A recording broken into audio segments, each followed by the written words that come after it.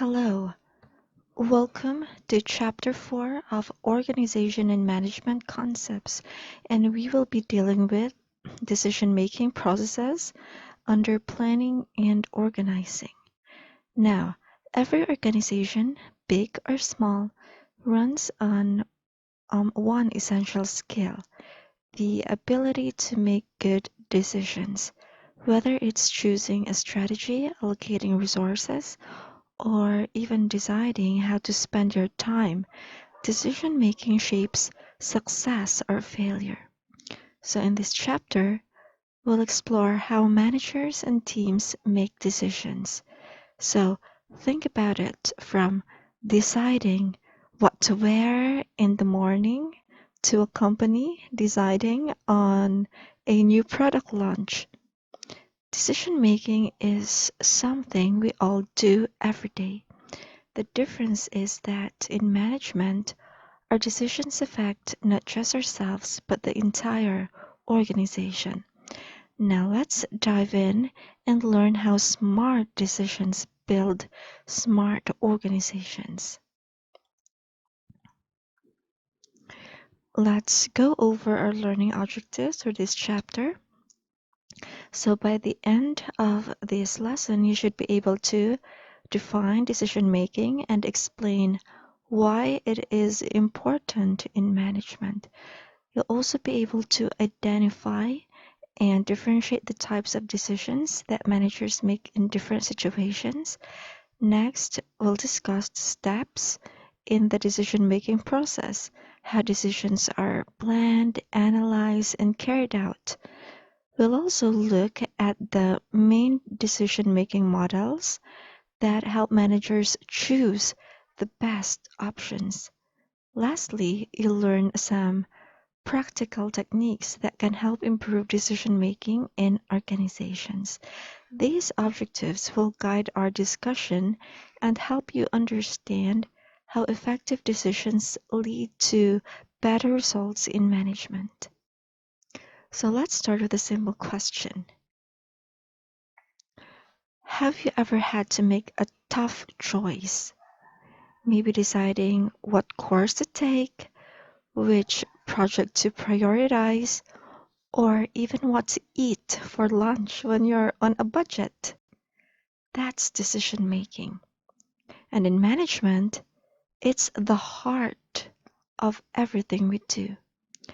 Every function in management that we discussed earlier on, which are planning, organizing, leading, and controlling, depends on making good decisions. And without them, an organization can't move forward or respond to change. Think about it. Every plan, every structure, or action begins with a choice: what to do, how to do it, and when to do it. So, in this chapter, we'll learn how managers make these choices, what affects their decisions, and how they can make better ones for their teams and organizations. All right, let's look at how we define decision making. Decision making is the process of identifying problems or opportunities and selecting the best course of action to achieve organizational goals. That means whenever a manager sees a problem or even a new opportunity, they have to decide what action to take.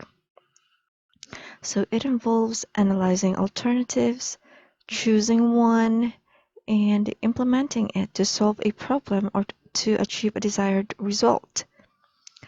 Um, so it's not just about picking an option, it's about studying your choices carefully and then acting on them. In short, decision making is choosing wisely among alternatives to achieve goals. Now, let me ask you, when was the last time you had to make an important choice? Did you analyze your options first or just go with your gut? Managers face that kind of challenge every day. Okay, now let's talk about the importance of decision making in management. decision making plays a crucial role in every level of management. That means whether you're a top executive, supervisor, or even part of a small team, you're always making decisions that affects results. So why it matters? First, it provides direction and clarity for the organization. People know where to go and what to do. It ensures efficient use of resources. Time, money, and effort aren't wasted. It encourages problem solving and creativity because managers have to think of solutions. Then it promotes coordination among departments. Decisions help everyone stay aligned. Okay, that's why it helps in promoting coordination and it leads to organizational success and competitiveness. Now, think about this. A company facing low sales must decide whether to cut prices, improve quality, or expand promotion. That decision shapes its future. So, you see, decision making isn't just another management topic, it's what keeps an organization moving forward. Here's a simple but powerful key to remember, or a key point to remember. Every managerial action, from setting objectives to evaluating performance, starts with a decision. So, whether a manager is planning, organizing, leading, or controlling, it all begins with one choice. Good decisions equal success, okay? And poor decisions is equal to waste or conflict and failure. This is pretty direct, right? Every successful project or company you see today started with a good decision, but poor ones, they can cost time, money, and even people's trust. So think about this. Can you recall a decision, even a small one, that made a big difference in your day or group project? That's exactly how it works in management. Decisions shape outcomes. Okay, let's move on to the types of decisions managers make. Managers make different types of decisions daily. They can be classified based on structure, based on scope, and management level. So, in short, decision making isn't just one thing. Managers face different kinds of choices every day. Some decisions are simple and routine, like approving a day off request. Others are complex and strategic, like launching a new product or entering a new market.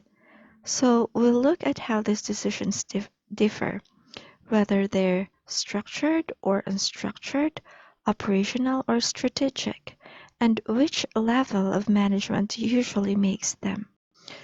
So before we move on to the next slide, think about what's one decision you've made recently that seemed small but actually had a big effect? Yes, that's the same way decisions work in organizations. Big or small, they all matter.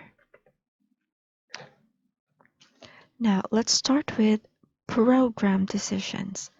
Program decisions are routine. Let me just grab my pen. Program decisions are routine, repetitive, and guided by rules or procedures. They are used for problems that occur frequently and have standard solutions.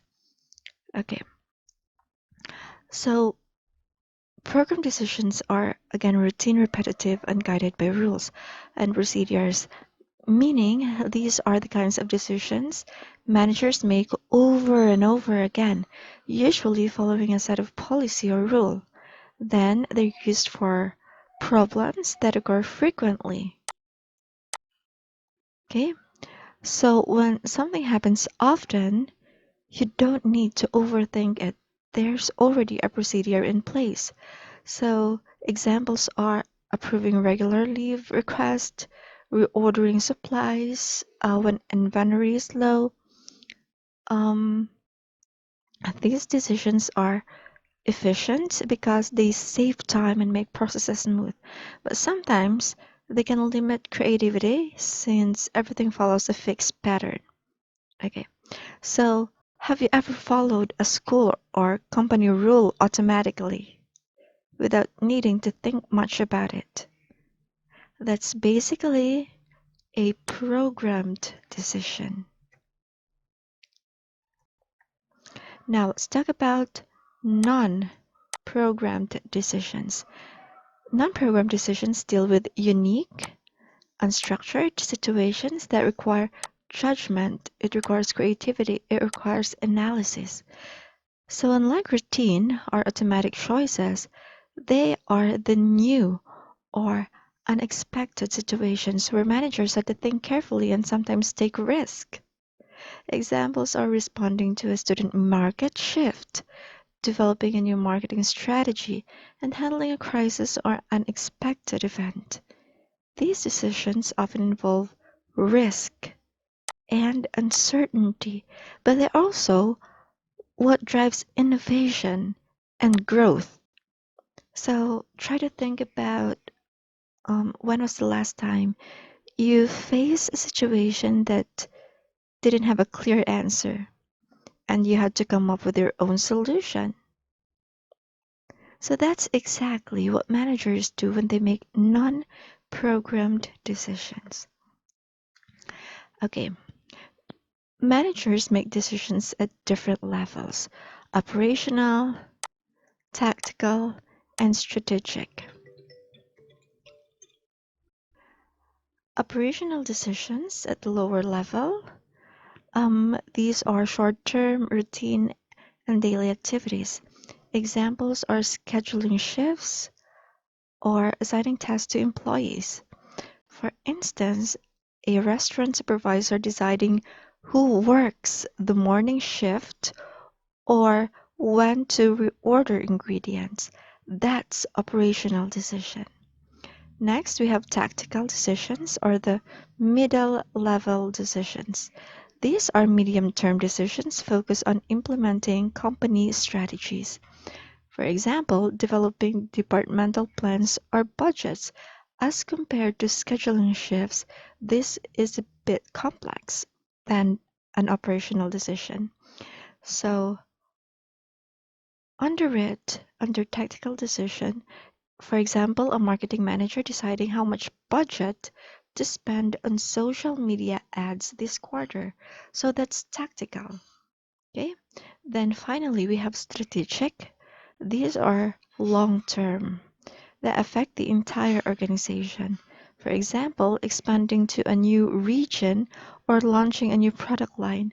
So this kind of decision, you do not you do not decide on this on a daily basis because it has a long-term effect. Okay? Now, think of Apple deciding to enter the electric car market. That's a strategic decision with a big long-term impact. So remember, strategic is on the direction level, tactical is in the planning level, and operational is daily actions. So each level supports the next, and that's how organizations stay aligned. Let's make this easier to picture. Think of decisions as layers of a pyramid. At the top, we have strategic. Um, They are long-term, big-picture choices made by top managers. In the middle, we have tactical. Managers here translate strategies into concrete plans. And at the bottom, we have operational decisions. So they are day-to-day actions that keep everything running smoothly. All three levels must align for the organization to succeed. So if top management decides to expand, middle managers plan how to do it, and operational managers handle the daily work to make it happen. In short, every level supports the next, just like the layers of a pyramid that holds the organization together. Now that we understand what decisions are and the different types managers make, let's look at how they actually make them. So, decisions or decision making follows a logical and systematic process to ensure effective results. Now let's explore the 7 steps, each with real examples. This means that good decisions don't just happen by chance. They follow a clear process from identifying a problem to evaluating the outcome.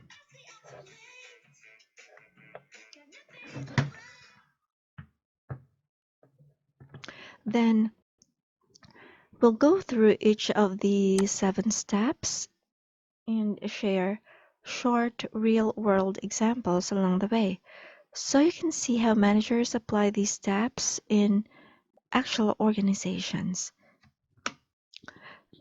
Okay, so before we make any decision, we first need to ask, what exactly is going on? Okay, for example, imagine a small store notices sales dropped by 15%. What should the manager ask? Why are our sales decreasing? Okay, that's identifying the problem. Maybe customers switch to another brand or the ads aren't reaching people anymore. Now let's make it relatable. Think about our school. Suppose our organization notices fewer students attending events. What could be the reason? Poor promotion? Conflicting schedules? Maybe the topic isn't interesting enough. So the key is to define the problem clearly. Okay? If we only say sales are low or students aren't joining, that's too vague. But when we pinpoint why, we can plan better solutions. Okay, so let's remember that step 1 is awareness, identifying the problem or opportunity. You can't fix what you haven't clearly identified. Okay, now we're on the second step, gather information and analyze the situation. So under this step, um, decision making collects facts, data, and feedback to understand the issue's root cause. Use both internal and external sources. Business example is analyze sales reports, market data, and customer feedback. Discover that a competitor launched a cheaper product. And a school example is conduct a survey, find students are too busy and unaware of event details. So here's a tip. Combine quantitative data, that's numbers, and qualitative data, that's opinions. So after identifying the problem in the previous slide that we discussed, the next step is to understand it deeply. We don't just assume, we gather information. Okay, so in business, this means checking your data like sales reports, market trends, even customer comments. Okay, for example, maybe sales drop because a competitor released a cheaper product, and in your school, you can do the same. If fewer students join events, conduct a quick survey. You might discover they're too busy, or maybe they didn't even know the event was happening. Okay, so remember, use both numbers and opinions. Quantitative data shows what's happening, and qualitative data helps explain why. The better your information, the better your decision. Okay, now we're on the third step, identify possible alternatives. Okay, so we have here in the business example, increase advertising, offer discounts, improve product quality, train sales team. We also have here the school example, change event schedule, add prizes or raffles, partner with other clubs, and promote online. So once we understand the problem, the next step is to think of solution. This is where creativity comes in. We list as many ideas as possible. Okay, for example, if a company's sales are dropping, they could advertise more, they could improve the product, okay, or train the sales team. Um, Now think of this in school.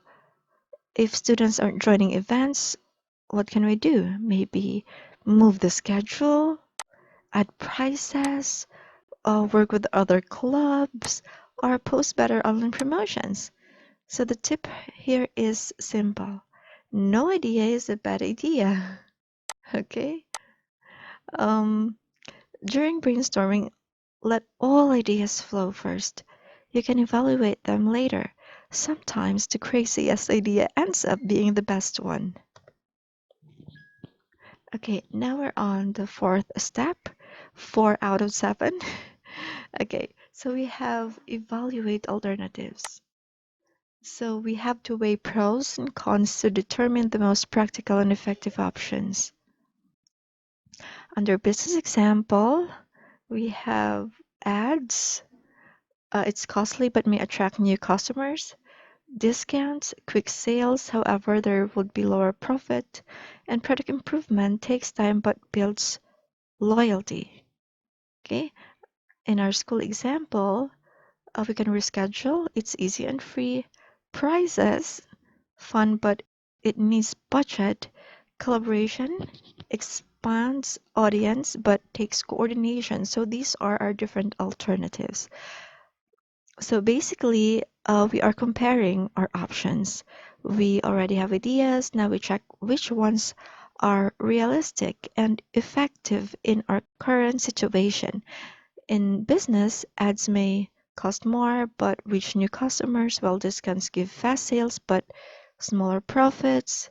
Also, with school, this is the situation. So, the goal here is to find balance. Think about cost, think about time, and long term results before choosing. Now, we are on the fifth step. Since we have these different alternatives that we're evaluating, now let's choose the best one. Select the alternative that best addresses the problem and fits company goals. So after weighing all the pros and cons, this is the part where we finally decide. Okay?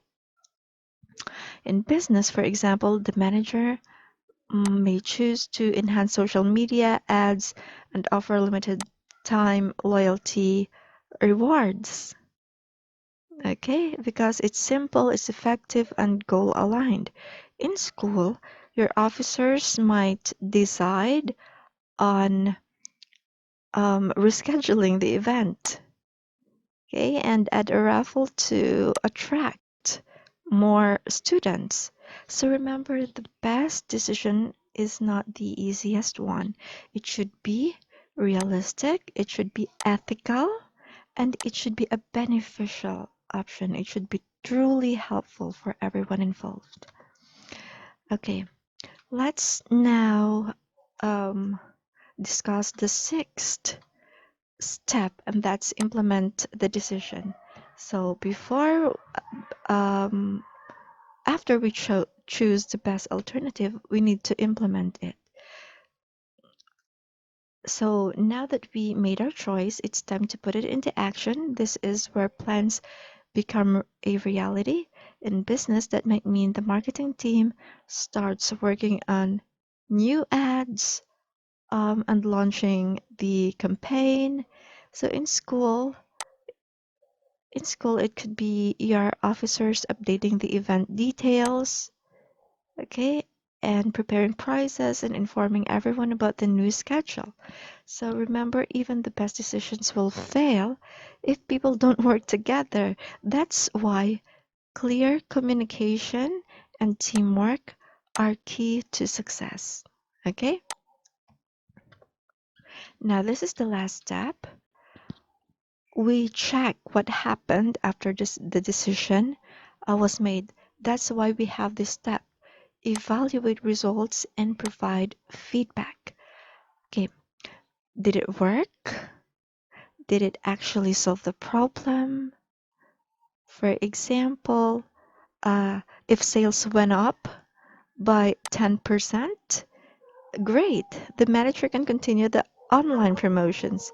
If your school event got 40% more attendees, that's success too. It means rescheduling and raffles worked.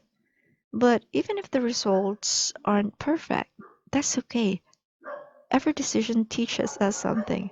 Whether it worked or not, we use what we learned to make even better decisions next time.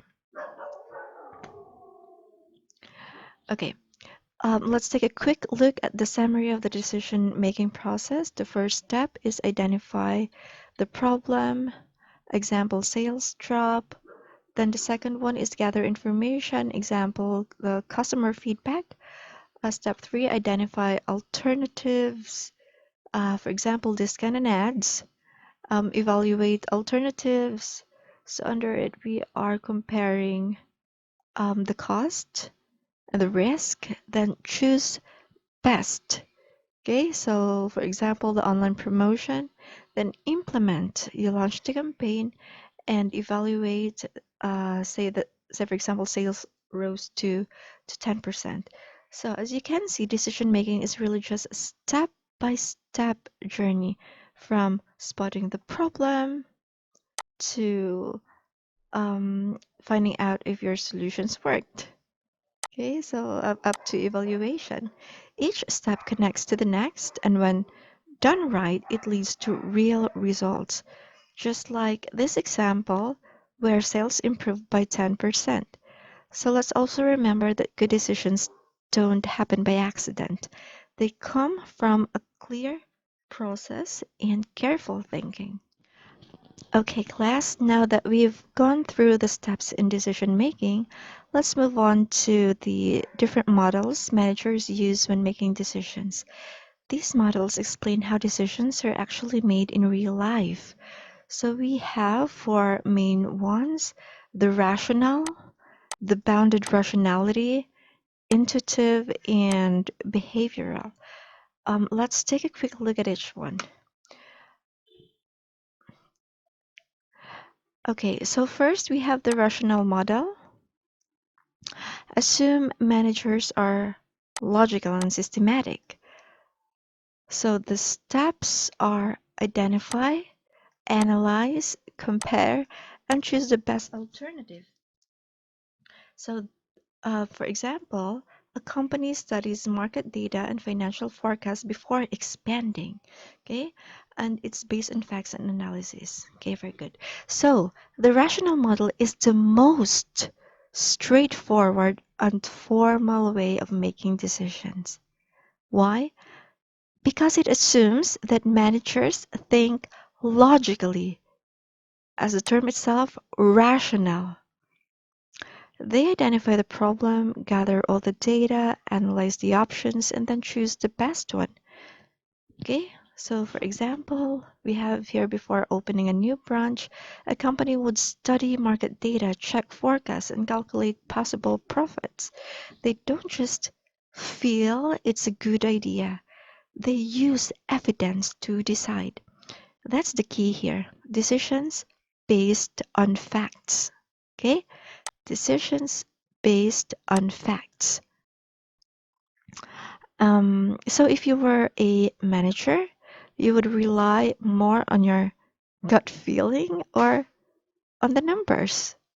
Think about that. So that's the kind of thinking this model encourages. Okay, now let's discuss the bounded rationality. Managers face time limits, limited info, and human constraints. They make decisions that are good enough or satisficing. Okay? Example, choosing a reliable supplier instead of cheapest one due to urgency. It's realistic and it's practical approach. Now this model is a bit different from the rational one. It says that in the real world, managers don't always have complete information or enough time to find the perfect answer. So instead of aiming for the absolute best, they choose what's good enough. Okay? So they're choosing what's good enough. So we call that satisficing. So that's a new word, as a new term, satisficing. For example, if a manager needs supplies quickly, they might pick a reliable supplier instead of the cheapest one. Okay, so here, what's good enough is choosing a reliable supplier. Okay, it's not perfect, but it works for now. This model reminds us that the managers are human too. They make practical choices within real life limits. Okay. Now we have the intuitive model. What about this? Intuitive model focuses on something we all use sometimes. Okay, so that's the gut feeling or intuition. Okay, decisions made using experience, instinct, or gut feeling. It's when managers make decisions based on their experience and instincts. Okay, especially when they don't have much time or complete data. For example, during an interview, a manager might just feel that a certain applicant is perfect fit for the team, even if the resume isn't the best. Okay, so that's intuitive, based on your intuition, your gut feeling. This model works best for experienced people who've seen patterns and can trust their judgment. Okay, it's not actually guessing, but it's using experience and instinct together to decide quickly and confidently. We also have behavioral model. So this model reminds us that decision making is not only about numbers, it's also about people. Okay? In behavioral model, the manager recognizes that human emotions, values, relationships affect decisions, and managers consider fairness, ethics, and group acceptance. Okay, managers have to think about how their decisions affect others. So, in what terms? Their feelings, their values, their relationships at work. For example, before um, changing company rules, a manager might talk to employees first to hear their opinions. In that way, the decision feels fair and everyone feels involved. So the behavioral model promotes trust and morale and teamwork. It teaches that a good decision is not only effective, it should also be ethical and it should also be respectful. That's behavioral model. Okay, so after learning about the models, we now have to move on to the techniques or the tools managers use to make better decisions. These methods help them think more clearly, analyze situations, and reduce mistakes. So, in short, these techniques makes decision making smarter and less risky. Okay, so let's go through some of the most common ones. First is brainstorming. I believe everybody is familiar with this. Um, so brainstorming is one of the most fun and creative ways to make decisions. Okay, it's when a group gets together and shares as many ideas as possible. And the rule is no judging. Okay, it encourages group creativity and all ideas are welcomed, no criticism allowed. Everyone is free to speak up, no matter how simple or wild the idea sounds. For example, teams suggest new ways to market a product or improve workflow. Okay, so the goal here is to encourage creativity and teamwork. Sometimes one small idea from someone quiet in the room can turn into the best solution. Okay, this one. We have the SWOT analysis, and that's short for strengths, weaknesses, opportunities, and threats. So, SWOT analysis is one of the most useful tools for decision making. It helps managers look at both the inside and outside of the organization before making a move. Strengths and weaknesses are internal, meaning they're inside the organization. Okay? Um, Strengths and weaknesses again are internal. They are the things the company can control, like, for example, the skills of the employees, budget, resources. Those are internal to companies, while opportunities and threats are external. Things happening in the market or the environment, like trends or competition. Okay, so that the company cannot, control. So, for example, before launching a new product, a company uses SWOT to see if it's truly ready. Okay, strong brand, enough budget, and few risk. It's it's like a quick checkup before making a big decision. Now, we also have the cost benefit decision tree as another technique. Cost benefit compare the cost and expected benefits of each option, and decision tree is a visual tool showing options, risk, and consequences. So here we have two really helpful decision making tools. The first one is CBA, or the cost benefit analysis. It's all about weighing the cost against the benefits. Okay? If something costs too much but gives little benefit, maybe it's not worth doing. The second one is decision tree. It helps you see your choices. It's like a flow chart showing each option and what might happen next. For example, before launching a new product, a company might draw a decision tree, one branch for launching now, another for delaying, and compare the risk and rewards. And it's a smart way to make a clear and visual choices.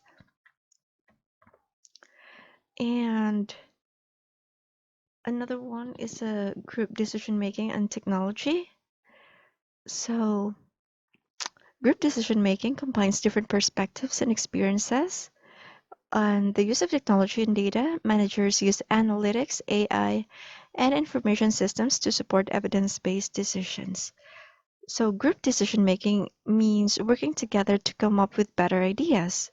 It's a powerful it's powerful because everyone brings a different perspective, and that often leads to more creative and balanced solutions. But here's the warning: watch out for groupthink, which happens when everyone just agrees to avoid conflict. So that's groupthink. Okay? So in simple words, that's agreeing too quickly. For what? To avoid conflict. Sometimes disagreement is healthy. Now, managers also rely on technology and data.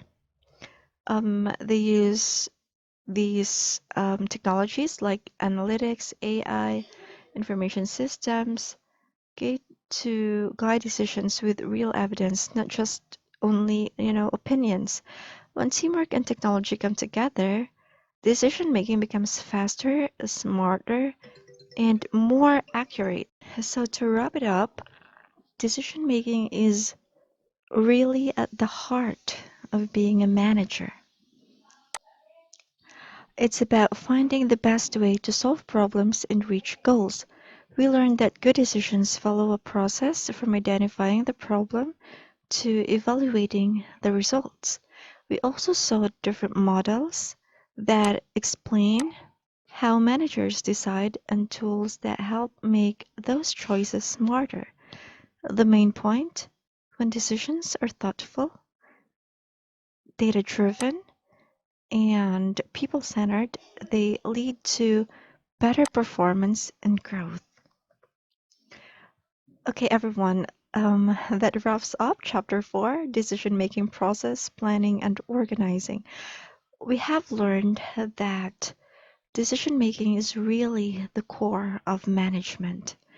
It's how leaders guide their teams, solve problems, and move organizations forward. In our next topic, we'll talk about strategic management. And remember this quote: a great manager is not one who makes no mistakes, but one who makes better decisions each time. So don't be afraid to decide, just learn, adjust, and keep improving. Thank you for listening, everyone, and great job today. See you in the next chapter. God bless us all.